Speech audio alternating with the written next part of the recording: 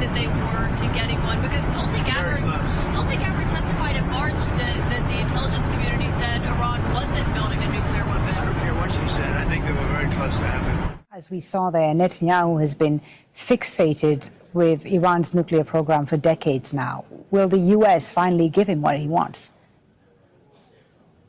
It seems it is. Just judging from the movements of the American president and the various reports the past 24 hours, clearly Trump is up to something when he talks about unconditional surrender.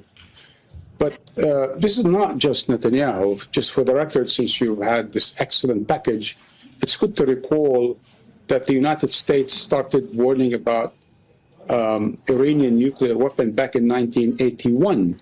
That's before Netanyahu entered into politics.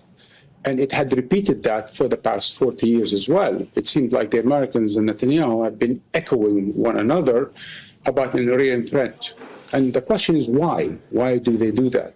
So, which brings me to this question then. What is the only way, if there is a way, that Israel and the U.S. can defeat Iran today?